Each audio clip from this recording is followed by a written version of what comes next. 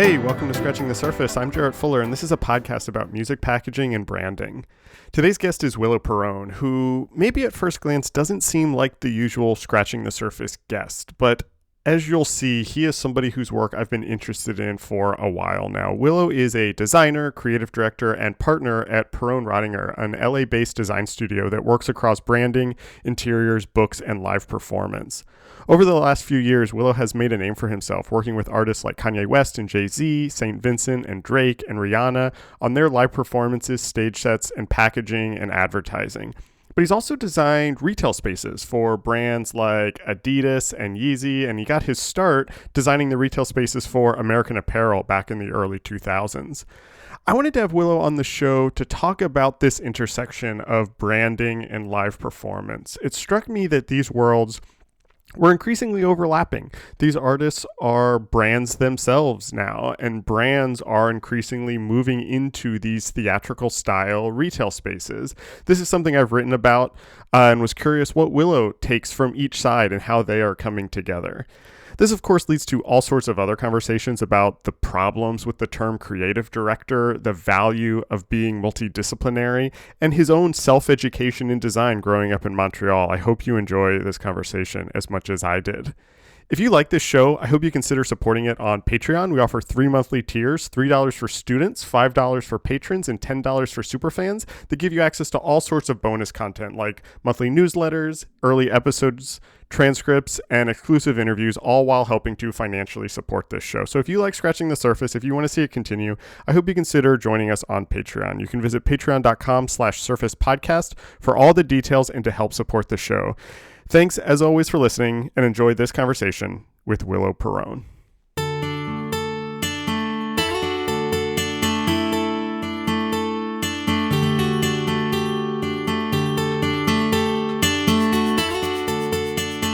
I actually want to start this conversation kind of defining some terms, actually. You are often defined kind of publicly in interviews and profiles, and when you're written about, you're defined as a creative director. I've never actually heard you refer to yourself as a creative director that I could find. What do you call, how do you define your work, or how do you describe your work? Does creative director feel like the right descriptor for you?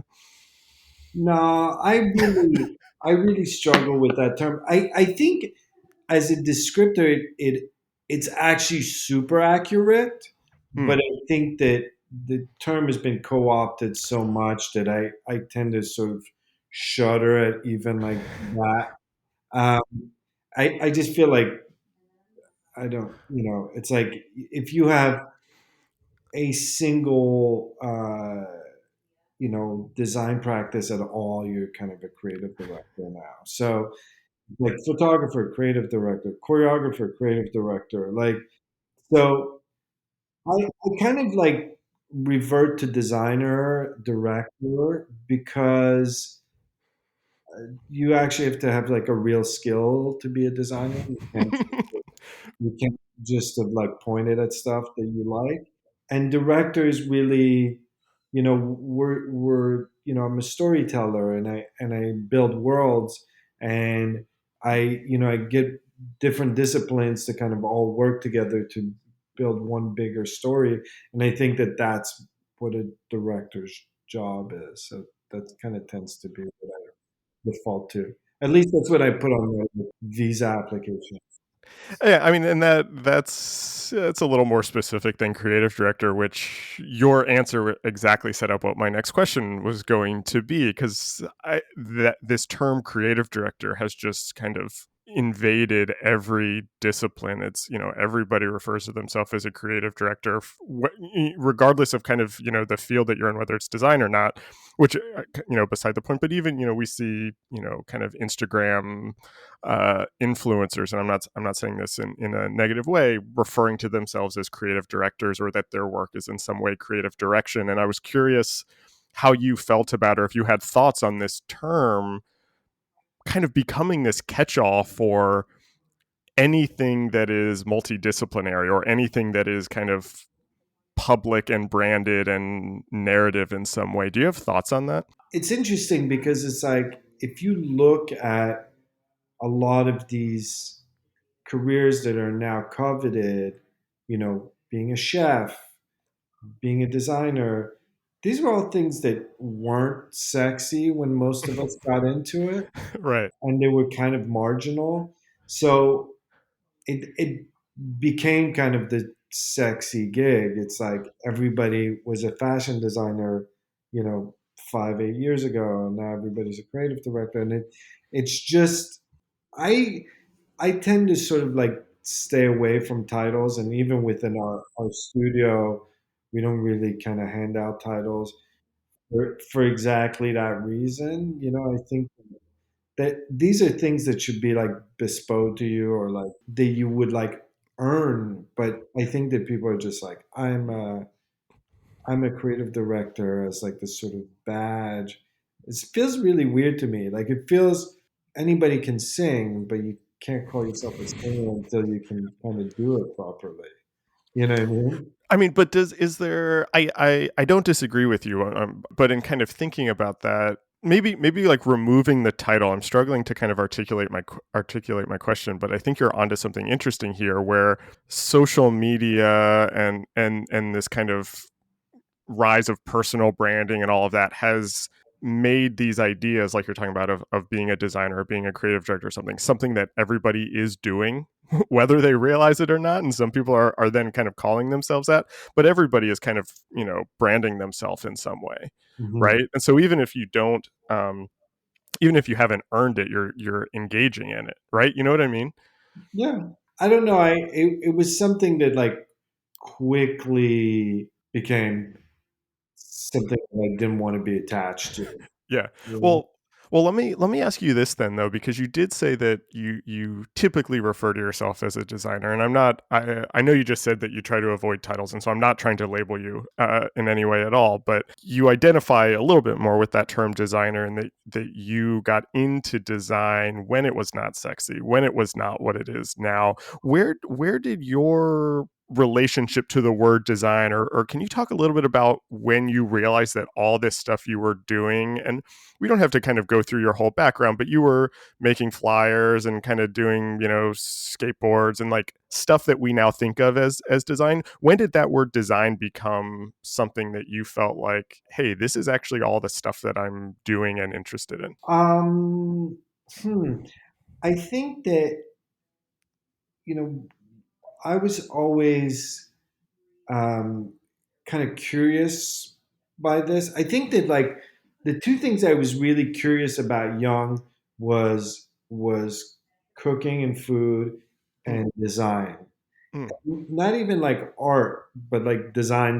Like I remember my one of my aunts was actually a painter, would give me and my brother like letraset books for Christmas, like that are Oh, just like wow. Wow. books of fonts. They're like pre-computer.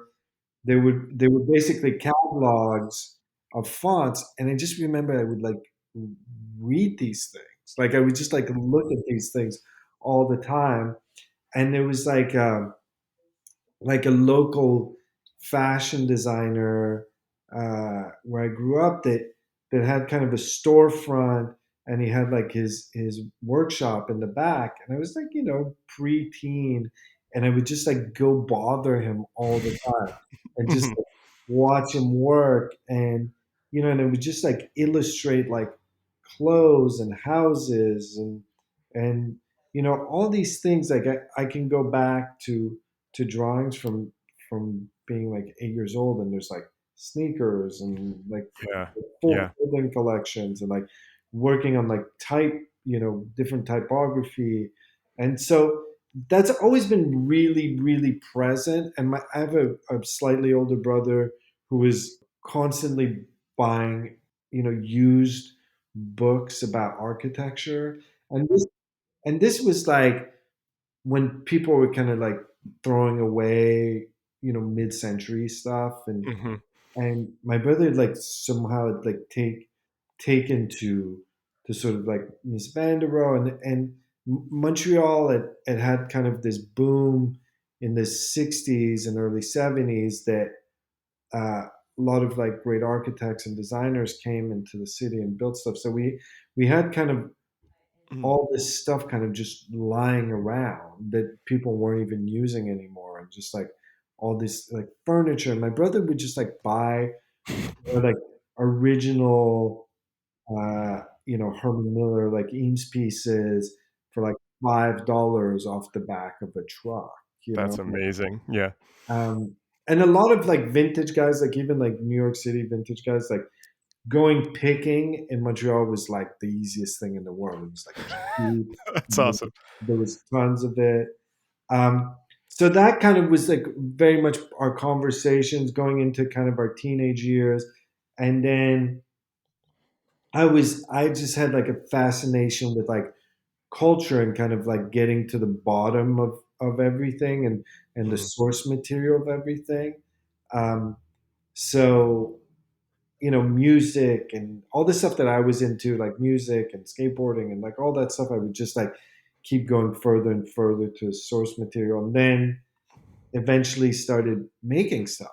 And not Right. really as a designer, but more as like a entrepreneur. Like I would like throw club nights and organize them and like decorate them, Mm. design the flyer and like da da da, and like and then like same with like we started making like t-shirts and like small clothing lines, and these were they were more a means to an end. Like there wasn't all the stuff that I would see in magazines and all these things that seemed really interesting.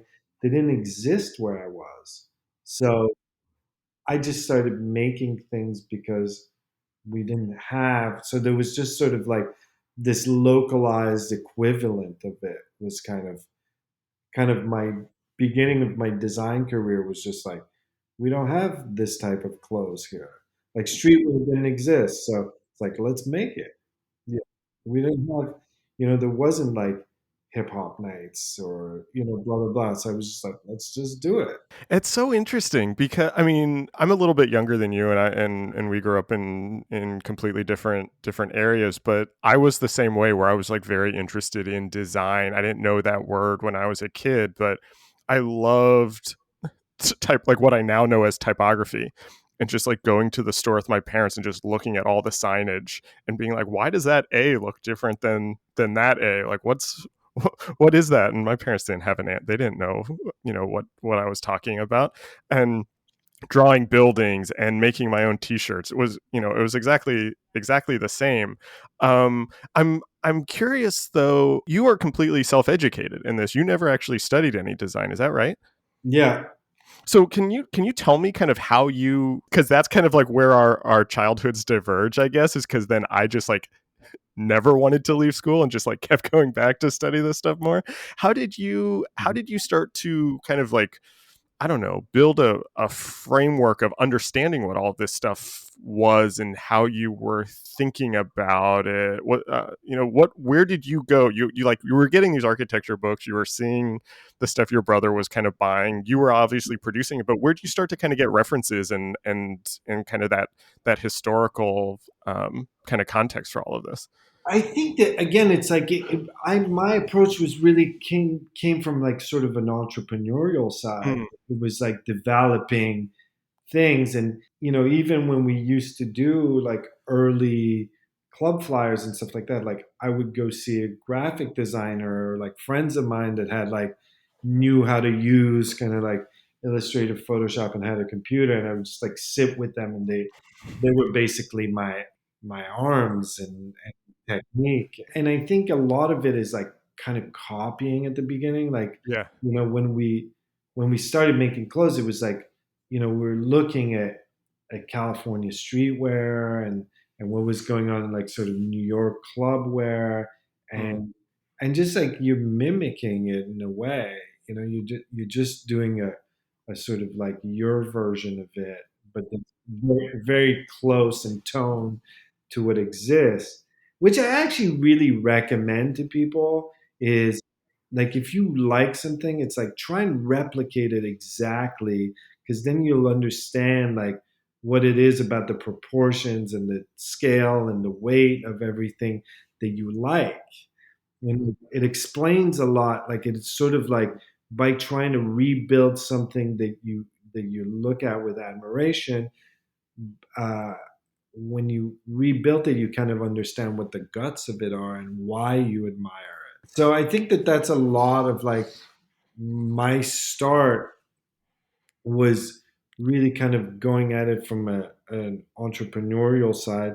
And also, my community at the time, like my brother included, were like, they went and studied. Mm. So, So you just like osmosis. yeah. So it was like, the first retail space that we did was with my brother when he was still in school. Mm. Um, and, we just had like a handful of friends that were like, one of our friends went to art school and studied graphic design, and it was like we would kind of refer to him, and Right. so it's like Right. that's how I learned, was just by like, okay, I'm gonna create us jobs, and in the meantime, like let's figure out how to like design and build these things. Hmm. Did you? I have one other question about that, and then I have a kind of bigger question because you keep coming back to that you were seeing this as kind of entrepreneurial and all your friends and kind of the people you were hanging out with were maybe studying design or studying art, going to art school, kind of knew how to do this. And this goes back to what you were saying earlier about design for you was kind of this means to an end.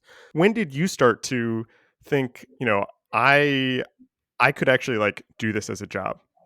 You know what I mean? Like I don't just have to be the one who's like setting up the ways to make money, but I can actually make all this stuff too. You know what I Yeah, mean? probably like 2-3 weeks ago. Sounds right.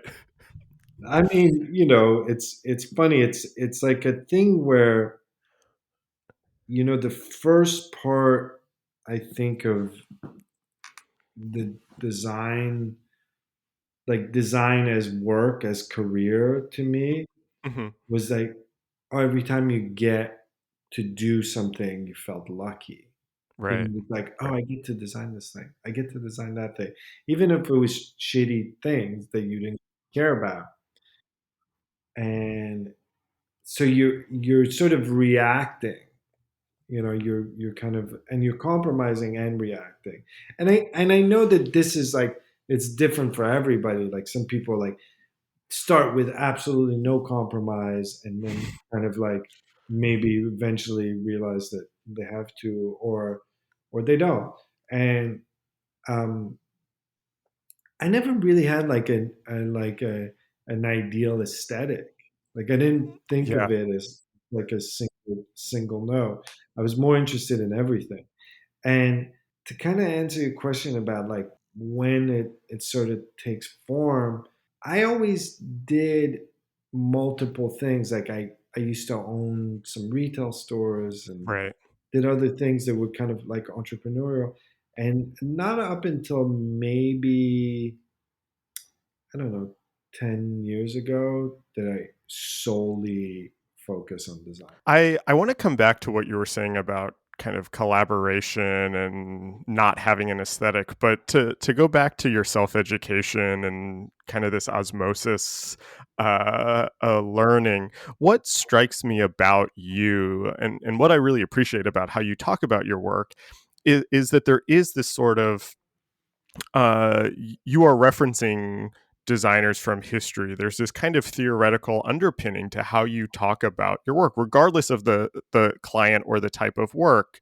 And this connects to what you're talking about with kind of being interested in everything. And I think that's a really important skill, not to make this like career advice podcast, but that's a very critical skill in being a designer or creative person today, is being able to kind of consume all sorts of media and content and images and visuals and film and things like that, and not just kind of see what is in the zeitgeist, but kind of figure out that underlying meaning, find how these things connect. And that's something that seems like something that you do really well. Can you talk about that kind of research process, that kind of consuming stuff that's happening and then filtering that through to make something new, to find those new connections? Yeah, I mean, I'm inherently really curious, and I don't think I have like great boundaries. So I tend to I tend to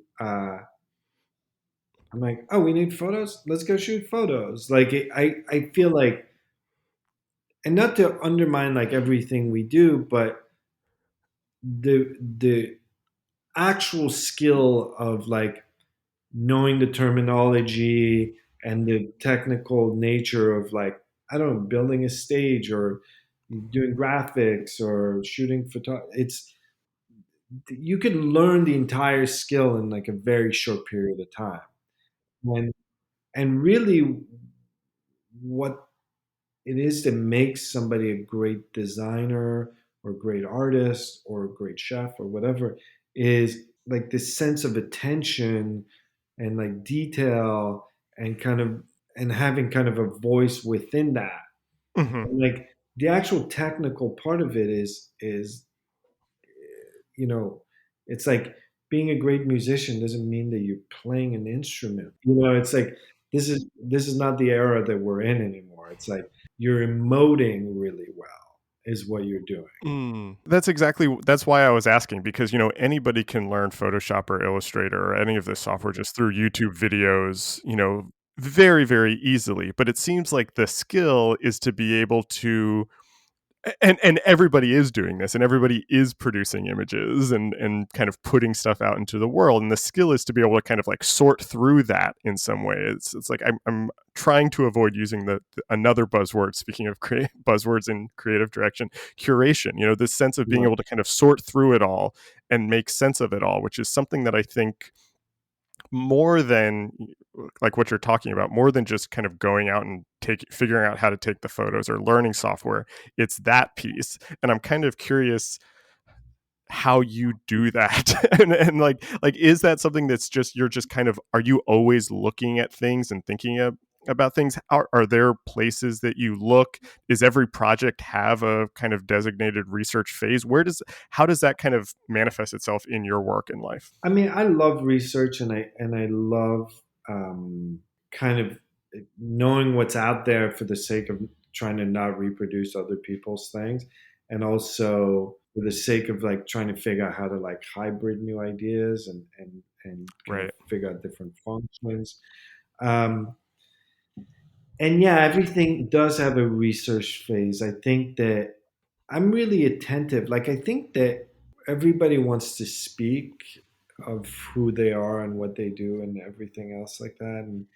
And I think most of what a designer should be is just observe and not, Mm. and not talk about the work. Mm.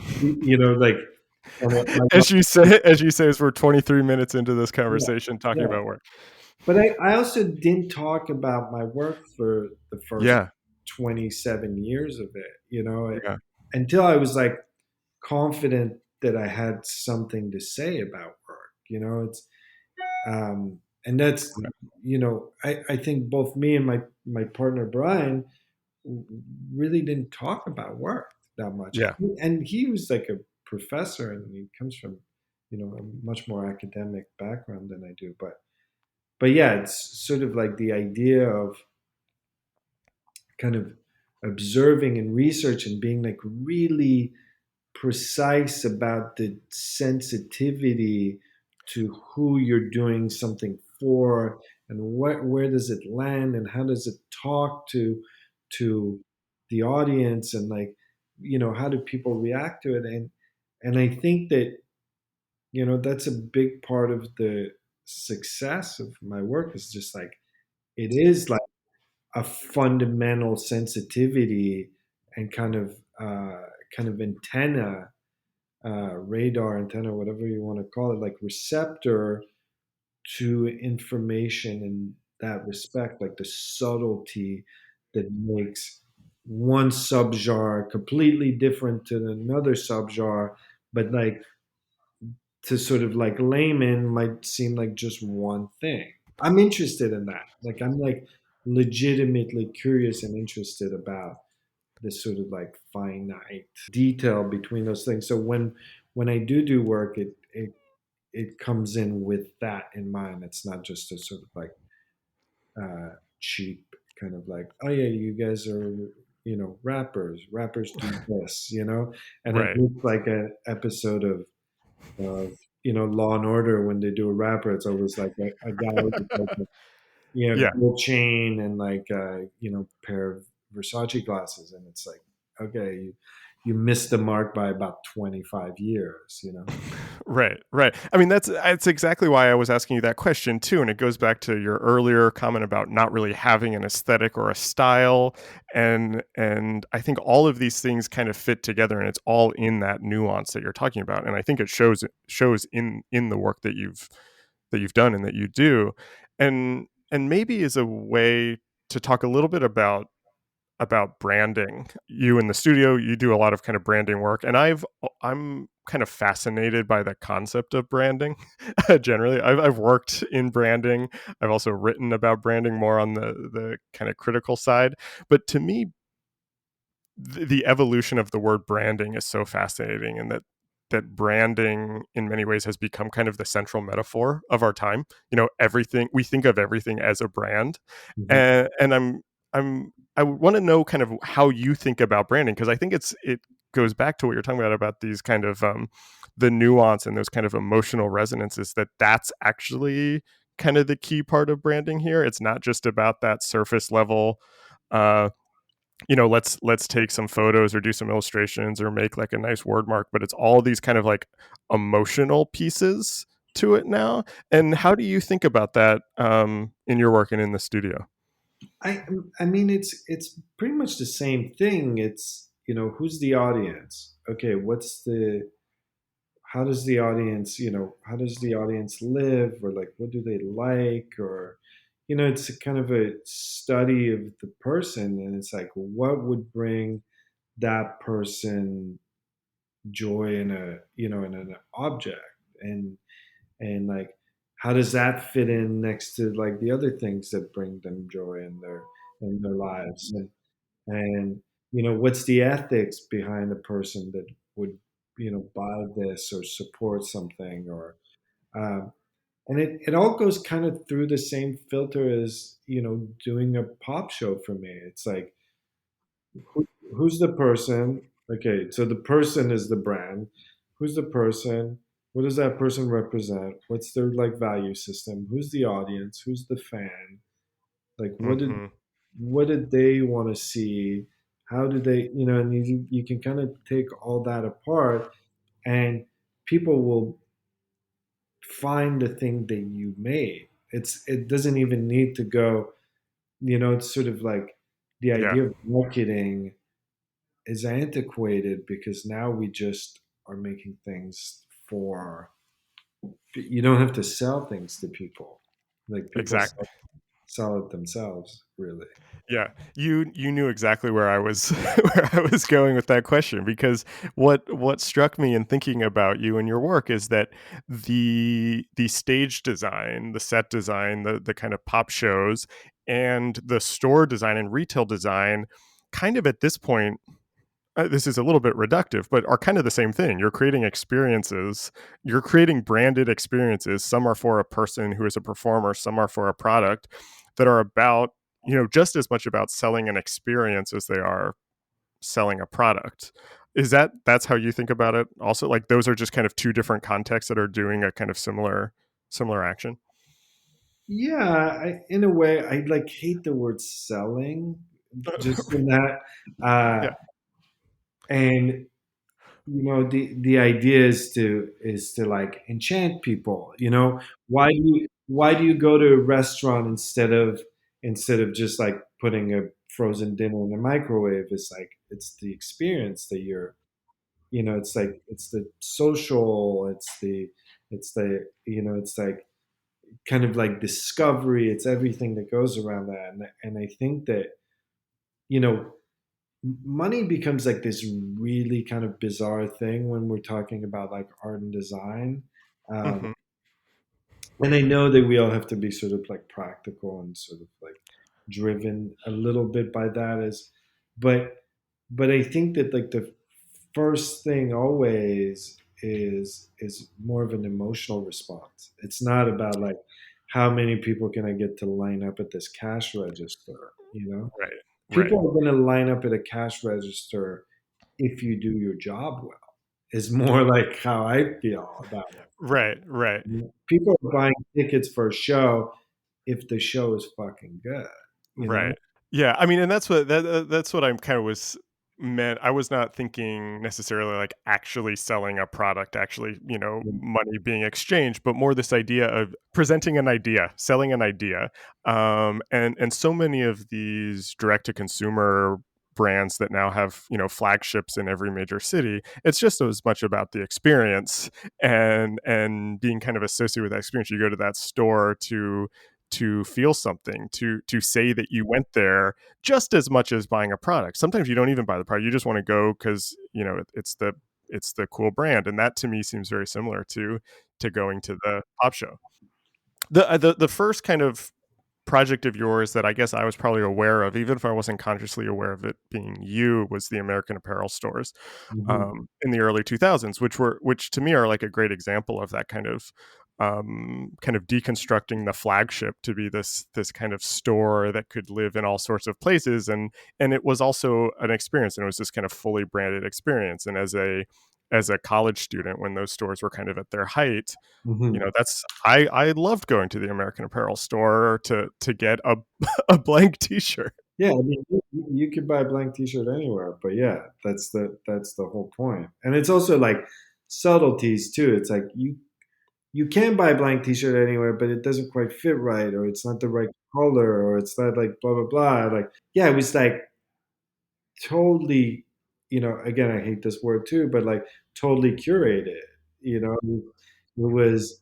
I like staffed most of the stores too. Like I would like go around and just like Mm, meet, and I would just meet, kids. I don't know, not kids, but like, you know, yeah, people, yeah, and I would just be like, "You're cool. You want to work?" Like I never looked at a resume in my life. Like I right. like literally would just be like, "Oh, you like have good style. You want a job?" Like that's how we hired most people.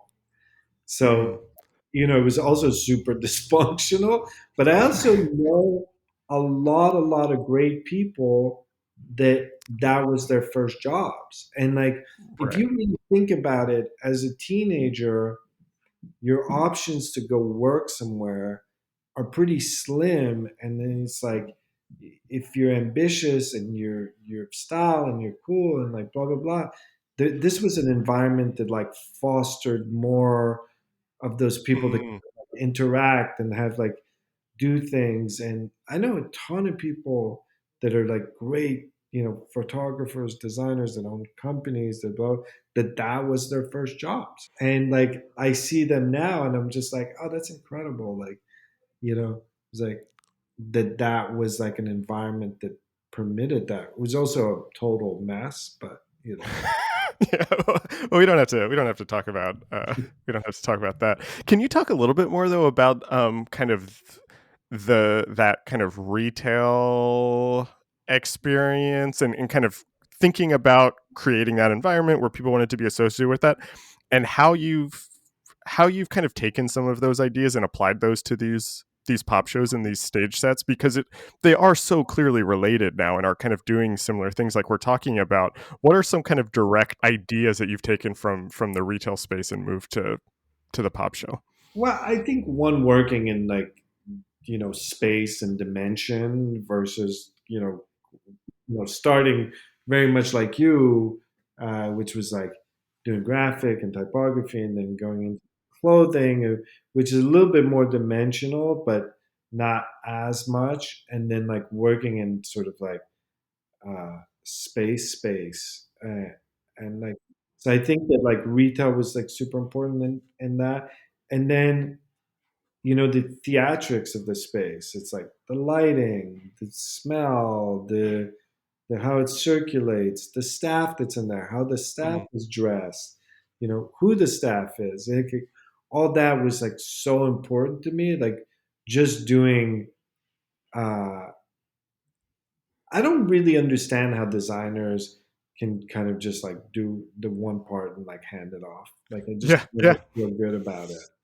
and I'm always like, okay, and then this is how the space circulates, and like this is what we should put, like this type of person should be in here, and like da da da, and like this is how the whole story comes together, and I think that American Apparel was probably doing club nights and like American Apparel. Actually, it's not true.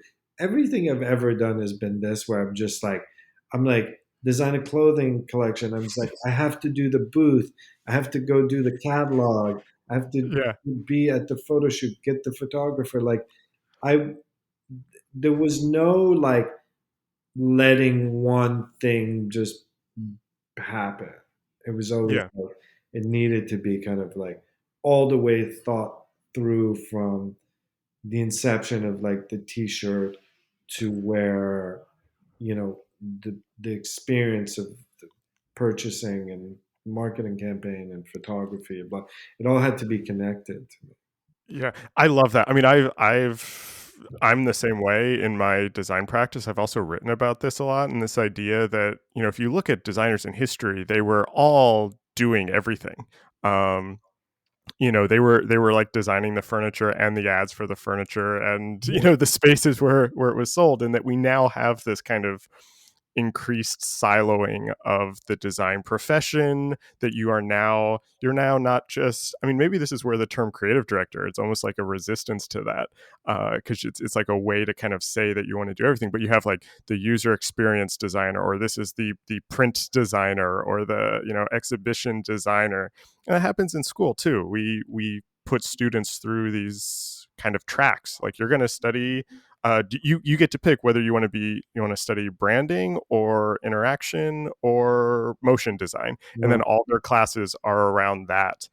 Um, which almost like it's almost like we're kind of making it harder for younger designers to be able to do all of this that we're talking about. How's the studio set up? Is it allow for this kind of cross pollination and for designers, at different levels to be able to work on different parts of the process?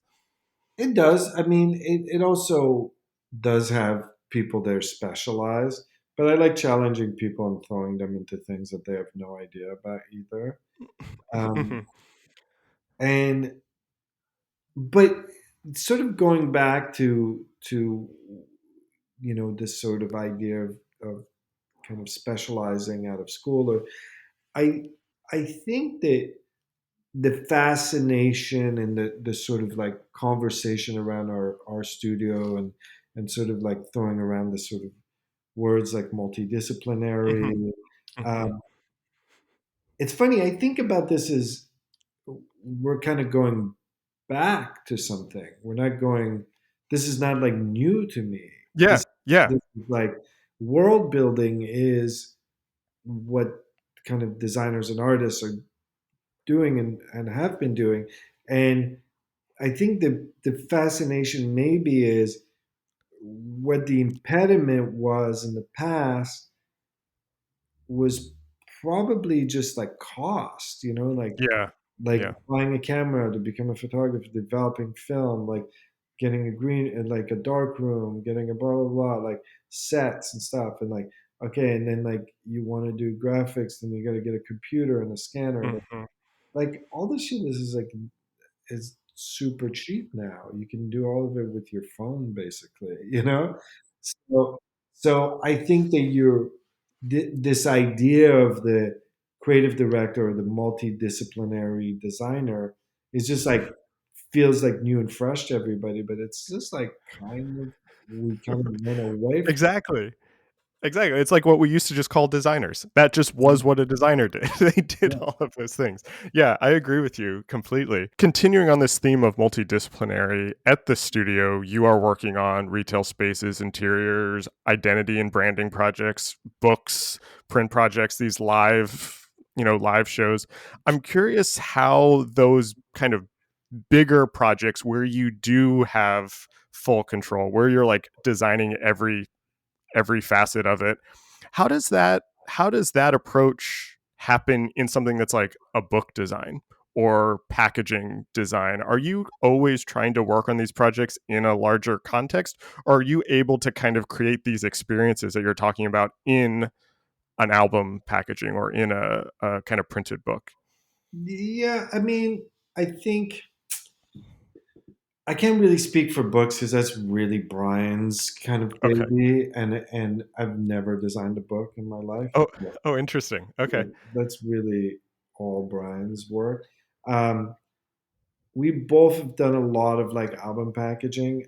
I guess for both of us, my approach was always like album packaging, photography was the seed to kind of the campaign.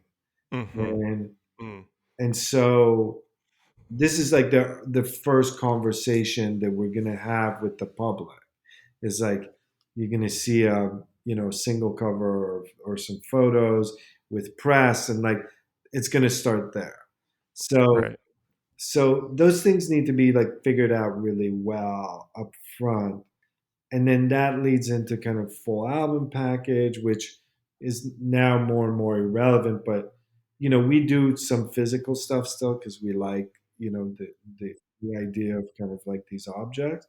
But um, and that leads into kind of like live performances, music videos, blah blah blah, and so for me, there's always been kind of a narrative all the way through from kind of like early parts and like sort of art direction, graphic design, all the way to directing a show and designing a Mhm. show. And for something like that, how involved? Because we were talking about collaboration earlier. How closely are you working with the artists? Not like the artists people, but them themselves. Are they involved in everything from kind of looking at ideas for packaging up to the show? As a practice, we don't really work with like intermediates here. Like, I think that's just. I think that the whole business of art, the whole business of music, the whole business of design is I think there's a lot of people that are there to be helpful and to move things along, but I also think that a lot of the vanguardness and the risk taking and the sort of Mm. just because it's cool, Yeah. just Yeah. because Yeah. it feels great. um, Part of it is been uh, removed by those people because they don't Right. they need to understand it, or needs to make economical sense, or you know and so if artists and designers aren't working with artists and designers, you tend to get like this sort of flaccid version of like the idea. Uh, Right. and Right. so and I'd rather not work than do sort of like the diluted thing. So Yeah. Yeah. Yeah. yeah. I get that. And I think probably also why the entrepreneurial part of myself and my business, and it was just like, if there's no work that interests me, then I'll make the work, Right. you know. Right. Right. Well, speaking of that, that leads into my final two questions perfectly. I'm curious what's next. Like, what are you thinking about now? What do you want to be working on? What other kind of I'm not asking for specific projects, but what kind of ideas are you wanting to kind of put into the world, or that's top of mind for you right now? I think that we've been very good at building things for other people for a really long time, and I think that that's going to start to kind of focus on ourselves. There's a lot of things in different mediums, and we're kind of me and Brian are noodling around with a bunch of different ideas, um, and there's stuff that's going to start coming out of the studio that's self-initiated, and Oh, nice. I think that that's one thing. I think that like maybe having a kind of creative practice for the sake of being having a creative practice that makes no sense. That's just is Yeah. Yeah. is kind of an important thing, not only for me and not only for Brian, but for everybody else that works here. That we're not just like cranking out work to make money, and it's a total luxury. Like, we're super fortunate, and we've been really fortunate for a long time. Yeah. So I think that those like that's kind of directionally where we're going, is start to kind of like build the world internally instead of externally, and kind of focus on kind of like the people that we have here and their talents and like how we can kind of generate work that Yeah. comes out of here and you know sort of take the attention away from what we've been doing in the past and kind of move into kind of a new round. That's interesting. That was going to be my next question, depending on how you answered that, because we started talking about you kind of wanting to see things and putting them into the world and making your own clothes and fashion line and all of that sort of thing. And I was curious if and when that was coming back. And so it sounds like that you're thinking about that a lot. My last question, which is the question I used to end all these conversations, I'm just curious what you're reading right now. I don't read that much. Okay. No, it's like a bit shameful. I wish I read more, but I'm actually like I play a lot of tennis, so I've been really reading about like the inner game of tennis, the mind game of tennis. Okay. Brian just handed me a book yesterday that I'm about to jump into, which is this book called File Under Architecture, um, which was an early like what is it, MIT press book. I think one of the first MIT press books that he has. He has it more of it as a collector uh, piece, Mm. and I'm like getting into the content of it. So. No, I like to read about it's I'm more like I like to read about the mind and spirituality and things like that, and not so much about art and design. I think art and design is an emotion. You want to look at not art and design things Right. to do art and design. People who look at art and design to do art and design are just going to do old shit. You know? That's such a great way to end this too. Willo, thank you so much. This was such a fun conversation. I'm an admirer of your work, and it was nice to hear how you kind of think about all of this stuff. So thanks for being on the show. My pleasure. This episode was recorded on March 17th, 2021. Our theme music is by Andy Borgasani. We're on Twitter and Instagram at Surface Podcast. You can support the show on Patreon and find previous episodes wherever you get your podcasts and at scratchingthesurface.fm. Thanks for listening.